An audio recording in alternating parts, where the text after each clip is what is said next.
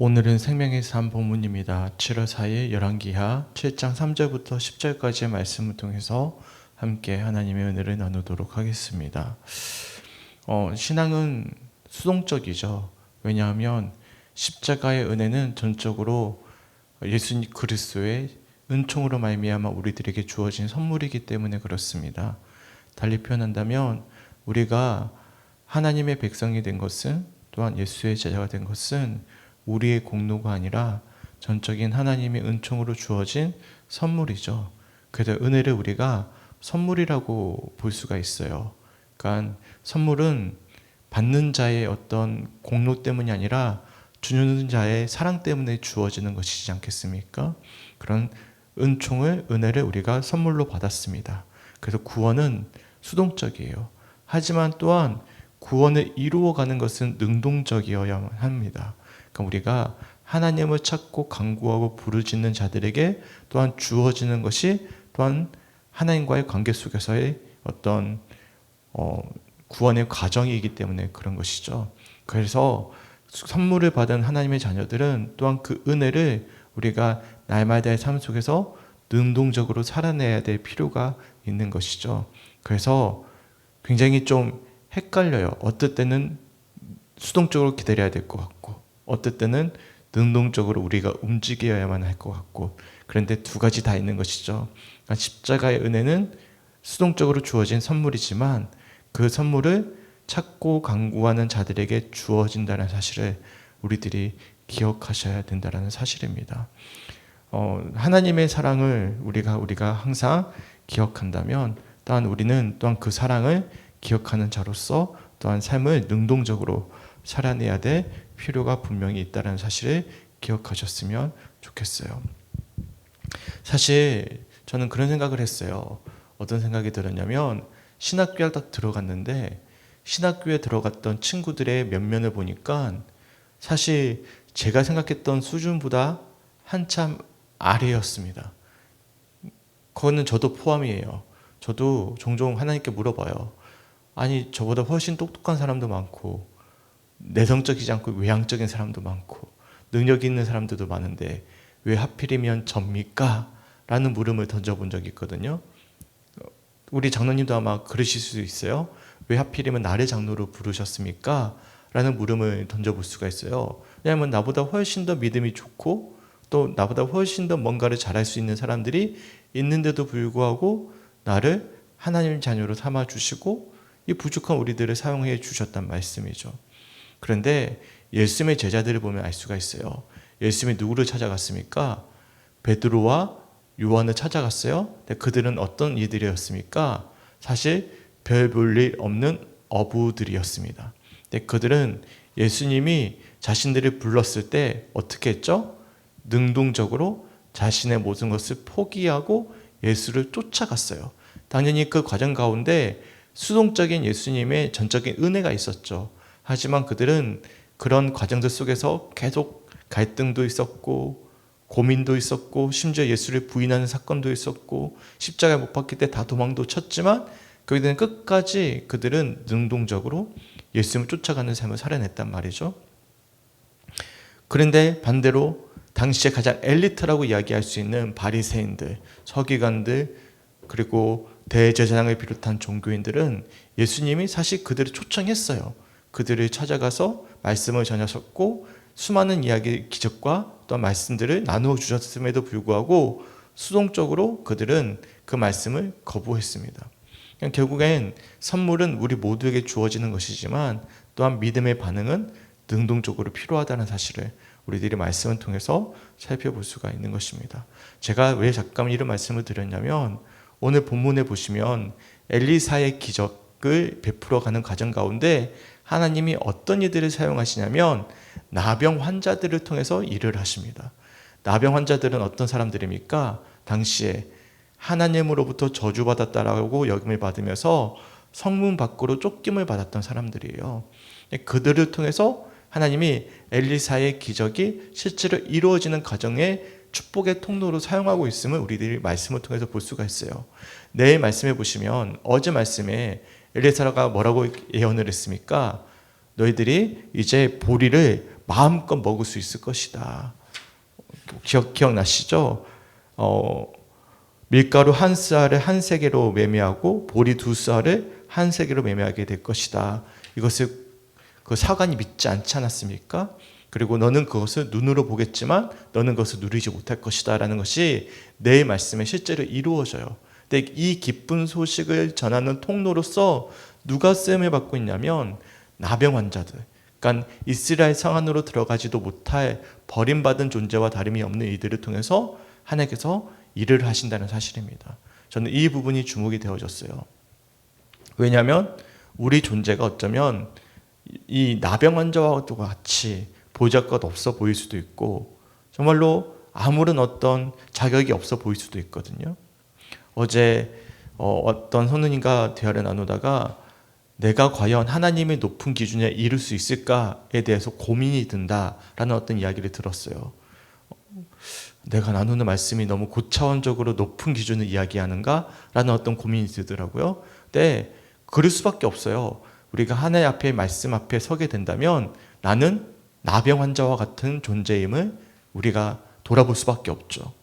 제가 어제 사실 설교하기가 굉장히 어려웠어요. 왜냐하면 목회자 모임을 다녀왔거든요. 목회자 모임을 다녀올 때마다 제가 상처를 받습니다.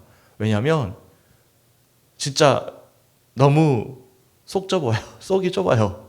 그러니까 목회자들이 막 서로를 막 높여주고 막 서로를 막 존중해주고 그럴 것 같잖아요. 세상 사람보다도 못하는 경우가 더 많아요. 속이 좁아가지고 서로 질투하고 뭔가 누군가 잘할 것 같으면 못하게 하고 연합하려고 하면 연합을 깨트리고 서로 알력 다툼하고 힘싸움하고 정말 제가 죄송해요. 이제 목회자 욕을 해서 좀 미안한데 제가 커피를 마시면서 내가 왜 여기 앉아있지? 막 그런 생각이 드는 경우들이 종종 있어요. 그래서 목회자 모임에 다녀오면 도리어 힘을 얻고는 어떤 모임도 있겠지만 또 어떤 모임에 다녀오면 진짜 세상 저기 마음이 넓은 사람보다도 더 못하구나라는 생각이 들 때가 있거든요. 그런데 하나님 왜 그런 일들을 사용하실까라는 물음을 오늘 말씀을 보면서 묵상을 하게 되더라고요. 왜냐하면 하나님은 일을 하시는데요. 그 이들은 어떤 이들이냐면 능동적으로 하나님을 찾는 사람들입니다. 그러니까 우리가 봤을 때는 사실 참 그렇다. 훨씬 더 훌륭한 사람이 많은데 근데 그들은 하나님을 능동적으로 찾지 않아요. 그냥 하나님을 부인하든지 아니면 소극적으로 머물러 있든지. 그런데 하나님을 찾는 이들, 하나님을 부르짖는 이들, 하나님을 간구하고 방법을 찾는 이들을 능동적으로 행동하는 이들을 통해서 하나님이 일하신다는 사실을 우리가 오늘 말씀을 통해서 묵상해 보셨으면 좋겠습니다. 3절과 4절 말씀을 보시면 이렇게 말씀하고 있어요. 성문 어귀에 나병 환자 4사람이 있더니 그 친구에게 서로 말하되 우리가 어찌하여 여기 앉아서 죽기를 기다리랴. 만일 우리가 성읍으로 가자고 말한다면 성읍에는 굶주림이 있으니 우리가 거기서 죽을 것이요. 만일 우리가 여기서 머무르면 역시 우리가 죽을 것이라. 그런즉 우리가 가서 아람 군대에게 항복하자.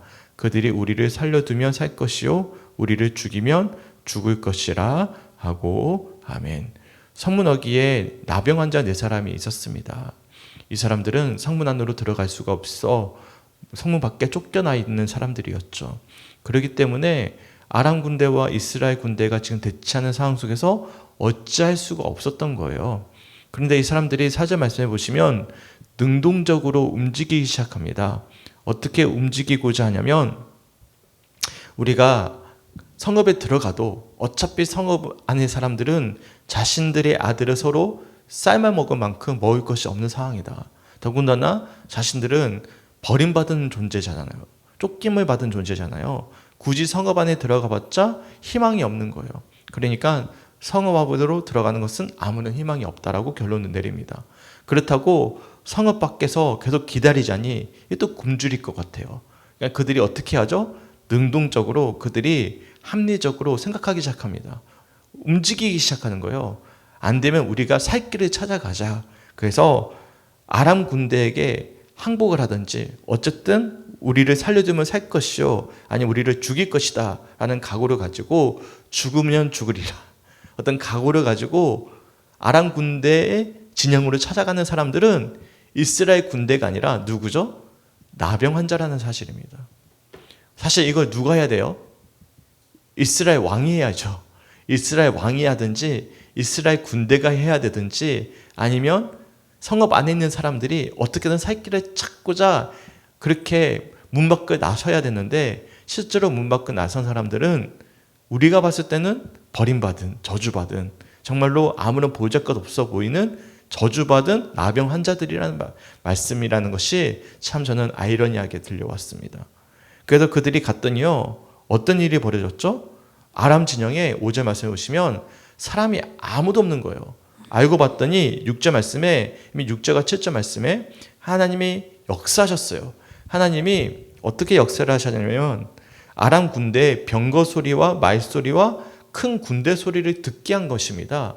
그러니까 하나님이 큰 음성을 듣게 하시면서 아람 군대가 어떤 착각을 불러일으켰냐면, 이스라엘 왕이 우리를 치기 위해서 햇사람의 왕들과 애굽 왕들에게 돈을 주고 지원군을 보내왔구나. 지레짐작 겁을 먹은 것입니다. 그래서 7절 말씀해 보시면 해질 무렵에 일어나서 도망하되 그 장막과 말과 나귀를 버리고 진영을 그대로 두고 목숨을 위하여 도망하였다라고 말씀하고 있습니다. 그러니까 이미 아람 군대는 다 도망을 치고 난 상태였음을 우리들이 말씀을 통해서 알 수가 있는 거예요. 이미 하나님은 모든 구원의 어떤 과정들을 다 준비해 놓고 계셨다라는 것입니다. 달리 표현하면 구원이 수동적으로 이스라엘 백성들에게 은총으로 이미 베풀어져 있는 상태였어요. 근데 그들은 뭐 하고 있는 거예요? 여전히 아람 군대가 있을 것이다. 지레짐작 겁을 먹고 아예 진영 밖으로 나오지 않았잖아요. 그러니까 그 안에서 뭐 하고 있는 거예요? 서로 자녀를 삶아 먹이고 죽이고 살리고 하는 어처구니 없는 그런 참 안타까운 모습에 머물러 있었단 말이죠. 근데 실제로 문을 열고 나간 존재는 나병 환자였다는 사실이 참 우리들에게 어떤 새로운 어떤 도전과 자극으로 말씀이 다가오는 것 같습니다. 그래서 이 나병 환자들이 징에 갔더니 아무도 없는 거예요. 그러니까 그들은 살게 된 것입니다. 그래서 8절 말씀해 보시면 그 나병 환자들이 징을 끝에 이르자 한 장막에 들어가서 먹고 마시고 거기서 은과 금과 의복을 가지고 가서 감추고 다시 와서 다른 장막에 들어가 거기서도 가지고 가서 감추니라 라고 말씀하고 있어요. 그러니까 지금 성읍 안에 있는 사람들은 여전히 굶주려 죽고 있지만 능동적으로 살 길을 찾아서 밖으로 나온 이 저주받은 나병 환자들이 먼저 복음의 기쁜 소식을 전해 듣게 된 것이고 먼저 그에 대한 혜택을, 복을 누리고 있음을 우리들이 알 수가 있어요. 더 나아가서 이들은 더 성숙해요. 9절 말씀해 보시면 오늘은 아름다운 소식이 있는 날인데 이것을 우리가 침묵하고 있다. 우리만 누리고 있다. 저였으면요, 이거 다 가지고 가서 평생 잘 먹고 잘 살 것 같습니다. 근데 그들이 어떻게 하냐면 이걸 어떻게 하죠? 밝은 아침이 기다리면 벌이 우리에게 미칠 수도 있다. 이 벌이라는 것이 이스라엘 백성들로부터 주어지는 것이 아니라 하나님으로부터 받을 수 있는 벌임을 우리들이 또한 묵상해 볼 수 있어요. 이스라엘 백성들이 나온다라고 보장할 수 없거든요. 저는 개인적으로 이렇게 묵상이 되어졌어요. 그래서 왕궁에 가서 알리자. 여하튼 그들은 양심이 있는 거예요. 양심이 살아있는 거예요. 그래서 자신들을 저주하고 내버려둔 이스라엘 백성들에게 도리어 찾아가서 이 기쁜 소식을 알리자. 아침에 밝기 전에 알리자라고 결단합니다. 그리고 10절 말씀해 보시면 가서 성읍 문지기를 불러 그들에게 말하여 이르되 우리가 아람진에 이르러서 보니 거기에 한 사람도 없고 사람의 소리도 없고 오직 말과 나귀만 메어 있고 장막들이 그대로 있더이다 하는지라 라고 말씀하고 있음을 우리들이 말씀을 통해서 알 수가 있는 것입니다. 이처럼 복음의 기쁜 소식을 전한 첫 번째 주인공들은 누구입니까? 나병 환자들이에요. 이것을 처음으로 목격한 사람도 나병 환자이고 처음으로 복음의 기쁜 소식을 전달한 사람도 나병 환자입니다. 이것이 우리들에게 주어지는 영적인 교훈이 분명히 있는 것이죠. 저는 어젯밤에 설교를 마치고 나서 사실 제가 굉장히 버겁게 말씀을 전했다고 말씀드렸잖아요. 왜냐하면 목회자 모임을 다녀오고 너무 수준이 낮은 어떤 서로의 다툼을 보고 어떤 갈등을 보고 어떤 이야기를 듣고 나서 내가 목회자라는 사실에 대해서 좀 자괴감이 좀 들었어요.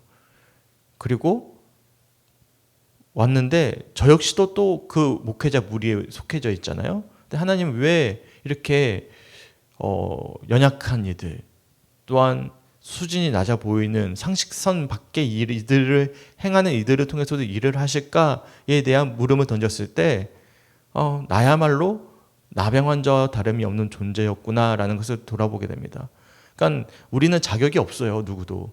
자격이 있는 사람이 아무도 없습니다. 하지만 자격이 없는 자들이 하나님을 찾을 때, 희망을 찾으러 나갔을 때, 그때 복음의 기쁜 소식을 우리가 발견할 수 있다는 사실을 우리들이 말씀을 통해서 묵상해 볼 수가 있어요. 도리어 자신이 왕이라고 생각하는 이들, 자신이 자격이 있다고 생각하는 이들은 성 안에 머물러 있었습니다. 결국에는 복음의 기쁜 소식을 처음으로 마주할 수 있는 대상은 나병 환자와 같은 이들임을 우리들이 말씀을 통해서 묵상해 본다면 성도님들에게 어떻게 이 말씀이 묵상이 될지 모르겠어요. 제가 그래서 어젯밤에 좀 잠을 설쳤거든요. 설쳐가지고 새벽에 이제 수요예배 말씀을 다 정리해서 다 이제 올려놓고 이제 오늘 새벽에 말씀을 묵상을 하고 나누고 있는데 어떻게 들리시는지 모르겠습니다. 오늘 말씀을 개별로 잘 묵상해 보셨으면 좋겠고, 우리가 바로 나병 환자와 같은 보잘것없는 존재이지만 하나님 그런 존재를 들어서 사용하시고 또한 복음의 기쁜 소식 먼저 맛보게 하시고 전하게 하신다는 사실이 하나님의 참 신묘마측하신 하나님의 일하심의 방법이라고 생각을 합니다. 결국에는 우리가 우리 스스로의 연약함을 인정하고 우리 스스로 우리가 자신을 정확하게 알았을 때 약한 사람도 하나님께서 사용하시기에 우리의 연약함은 핑계가 되지 않는다는 사실, 우리가 작은 소망을 가지고 외면하지 않을 때, 주님을 찾을 때 하나님 놀라운 방법으로 복음의 기쁜 소식을 먼저 전해 듣게 하신다는 사실, 그리고 더 나아가서 그런 이들이야말로 자신의 연약함을 알기에 또한 복음의 기쁜 소식을 양심 있게 전할 수 있다는 사실을 기억하면서 오늘 말씀을 개별로 묵상해 볼 수 있는 우리 성주교회 성도들이 되시길 주님의 이름으로 간절히 축원합니다. 아멘. 네. 여하튼 열왕기 말씀은 묵상하기가 참 어렵습니다. 저도 어떻게 풀어야 될지 잘 모르겠고요. 성도님들도 아마 열왕기 상하 말씀을 이제 우리가 근 한 달이 넘게 읽어야 되는데 걱정이에요. 이게 단순히 은혜의 말씀만이 아니라 굉장히 좀 무거운 말씀이거든요. 그러니까 단순히 예수 믿고 복 받으세요, 은혜 받으세요, 하나님이 당신을 사랑하십니다, 이런 말씀이 아니라 정말로 역설적인 표현들이 가득한 말씀이기 때문에 어떤 성도님들은 묵상하기 어렵다, 힘들다, 무겁다 이런 이야기들도 하시더라고요. 말씀을 전하는 저도 마찬가지입니다. 저도 이게 말씀이 그냥 편안한 말씀이 아니에요. 그렇잖아요. 일반적인 상식선을 벗어난 이야기잖아요. 왜냐하면 나병 환자들이 먼저 기쁨의 소식을 전해 듣는다, 이 사실 자체를 풀어내다 보니까 저 자신을 돌아보게 되고 목회자 무리를 보게 되고, 그러니까 그들이 다 나병 환자예요, 세상에서 볼 때. 그런데 도리어 그들을 통해서 복음의 기쁜 소식이 전해지고 있는 거예요. 그러면 듣는 분들의 입장에서 본다면 불편하죠. 왜? 나보고 나병 환자라고 그러니까. 그러니까 이 말씀이 무겁게 다가오는 것이죠. 한번 우리가 말씀을 좀 정직하게 한번 되돌아봤으면 좋겠고, 자기 자신을 한번 정직하게 돌아봤으면 좋겠어요. 내가 진짜 보잘것없는 존재라는 사실을 정말 기억할 때 우리 능동적으로 살 길을 찾아가게 됩니다. 살 길이 어디에 있죠? 이제 하나님을 찾으러 가는 것이죠. 그럴 때 우리가 먼저 복음의 기쁨의 소식을 확인하고 전해 듣는 하나님의 도구로 쓰임 받는다는 사실을 기억할 수 있는 우리 성주교회 성도들이 되시길 주님의 이름으로 간절히 축원합니다. 아멘. 열왕기 말씀을 나누면서 다들 바쁘시기도 하고 아마 묵상하기도 힘드시고 점점 새벽기도의 인원이 줄어들고 있는 이런 현실인데, 아마 온라인으로 다 듣고 계시는 것 같아요. 온라인 들으시는 분들도 한번 오늘 말씀을 곰곰이 잘 묵상해 보시고, 제가 어제도 한번 여쭤봤지만 궁금한 것이 있거나 의문이 있거나 이해가 안 되면 온라인으로 카톡으로 문자로 연락을 주시면 언제든지 답변을 드리도록 하겠습니다. 혹시 오늘은 장로님도 빨리 출근하셔야 돼서 가셨고요. 우리 몇 분 안 계시지만 한두 분만 제가 한번 여쭤볼게요. 우리 이민숙 권사님이랑 우리 사모님은 혹시 오늘 말씀 보시면서 어떠하셨는지 혹시 나눠주실 수 있나요? 우리 책을 읽으면서 뭐가 뭔지 아무것도 모르겠는 거라. 그런데 목사님 말씀하시는 거 들으니까 이거 보니까 나병 환자가 뭘 하는 건지 이게 무엇인지 또 모르겠는 거라. 근데 목사님이 말씀하시는 거 들으니까 나는 아니지만 조금은 이해가 됐어요. 이 나병 환자증 아까 목사님 말씀하신 것처럼 나도 여기 오기 전에 기도원에 있다가 한 5, 6년 있다가 율로 막바로 왔었거든요. 근데 그때 내가 목사님 말한 것처럼 똑같이 이야기했어요. 왜 나냐고. 나는 목사님 말도 잘 못하고 그렇다고 기도도 못하고 할 줄 아는 거 아무것도 없는데 왜 요 기도원에 요 보내냐고. 기도하러 가가지고 거기 있게 됐거든요. 근데 하나님이 그러시는 거라 처음으로 들어봤어요. 네가 네 몸이냐? 그러시는 거라. 네가 당장 내가 데려가면 너는 아무것도 아니다. 그런 소리를 듣고 내가 잘못했습니다 하고 무릎을 꿇었거든요. 갑자기 그 생각이 났어요. 진짜. 나 그때는 더 말을 할 줄 몰랐어요. 할 줄 모르겠어요. 그야말로 예 아니요 하는 밖에 없고 교회 집사님이 거 가서 기도하면은 병이 낫는다 해서 기도를 하러 가가지고 6년 있다가 여기 오게 됐거든요. 그러니까 그냥 아픈 사람도 쓸모없는 사람도 하나님은 쓰시는구나. 많이 못해도 할 줄을 몰라도 그래도 조금이라도 쓰임 받을 수 있는구나 그런 소리가 들렸습니다. 네, 감사합니다. 저 오늘 제 앞에 있는 설교 다 빼버리고 우리 권사님 묵상만 올려도 될 것 같습니다. 왜냐하면 제가 하고 싶은 말을 다 삶을 통해서 간증해 주셨어요. 제가 실제로 진짜 하고 싶은 이야기인데 오늘 제가 좀 잘 안 풀어지더라고요. 근데 잘 나눠주셔서 정말로 감사하고 정말 그렇습니다. 우리 사모님도 혹시 또 나누실 거 있으신가요? 저는 이민숙 권사님 묵상의 은혜가 돼서 되게 감사하고요. 또 하나는 아까 목사님께서 열왕기 상하 말씀 되게 어렵다, 풀어내기 어렵다, 걱정된다 이렇게 말씀하셨는데 사실 난해한 거는 맞지만 그 속에서 한 가지씩 묵상의 포인트를 찾고 나에게 적용하는 이 과정이 오히려 더 말씀을 묵상하는 묘미가 있지 않나 이런 생각이 또 들었습니다. 오늘 나병 환자들을 보면서 굉장히 은혜가 됐는데요. 그 나병 환자들의 모습이 첫 번째는 이제 성읍에 들어가잖아요. 성읍에 들어갈 때 죽으면 죽으리라 하고 들어갔던 게 꼭 에스더와 같은 믿음으로 가지 않았을까 이런 마음이 들고 어제 가난해서 먹을 것이 없어서 자식을 서로 삶아 먹었던 사람들을 생각해 보면 죽기를 기다리지 말고 서로를 죽이는 것도 아니고 내가 죽으면 죽으리라 그곳에 한번 가보자 이런 말들이 너무 그냥 선하고 아름다웠어요. 그 마음조차도. 그렇게 해서 기쁜 소식을 이렇게 듣게 되었는데 그것들을 또 가만히 있지 않고 전화로 갔잖아요. 근데 그런 과정도 되게 착한 게 가서 막 성읍에 가가지고 두서없이 막 소리를 지른 게 아니라 질서를 지켜요. 가서 성읍 문지기를 통해서 말을 전하는 거예요. 그래서 자기의 있는 처지를 알고 그렇지만 그럼에도 불구하고 그 기쁜 소식을 전할 수밖에 없는 그 사람의 선한 양심이 되게 하나님이 기뻐하셨겠다.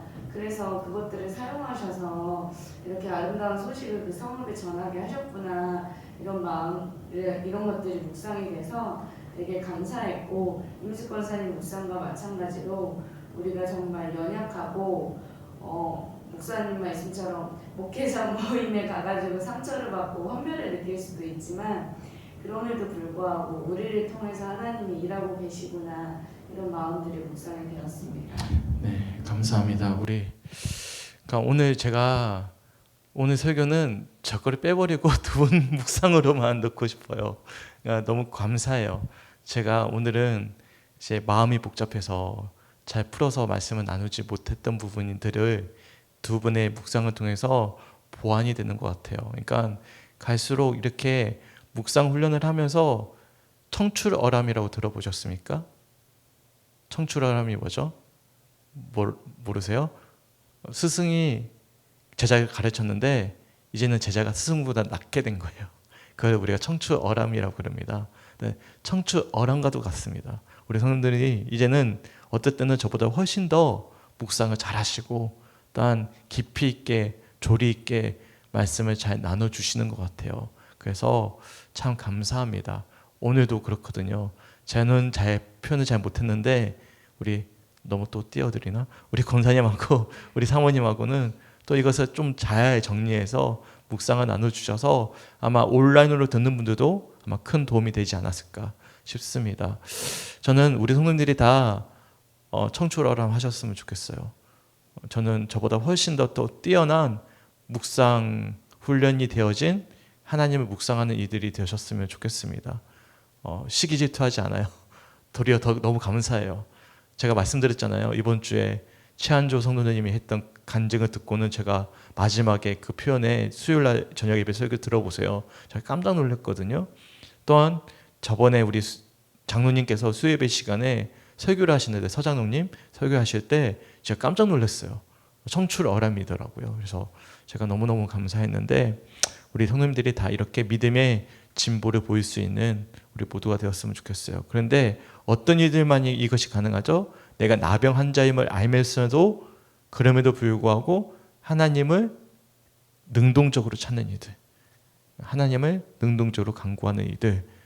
우리 예를 든다면 우리 이민숙 권사님만 하더라도 항상 능동적으로 주님을 찾지 않습니까? 그러니까 이 자리에 앉아 계시는 것이고요. 이런 일들을 통해서 하나님은 또한 교회를 세워가시고 일을 해 가신다는 사실을 우리 모두 다 기억하셨으면 좋겠어요. 가만히 앉아 있으면 복음의 소식이 안 들립니다. 움직이셔야 돼요. 그 믿음의 움직임은 무엇일까요? 기도하는 거예요. 예배 드리는 거예요. 예배 자리를 찾아오는 것이고 말씀을 붙잡는 것입니다. 그렇지 않으면 가만히 앉아 있는다고 수동적으로 그래 너 가만히 앉아 있으니까 내가 은혜를 줄게 그렇게 하지 않으세요. 은혜는 선물이지만 은혜를 받는 이들은 능동적으로 주님을 찾는 이들입니다. 그것이 바로 나병 환자들의 모습을 통해서 우리가 묵상해야 돼 아주 중요한 포인트임을 기억하시고 우리가 한번 깊이 묵상해 보셨으면 좋겠습니다. 우리 함께 기도했으면 좋겠어요.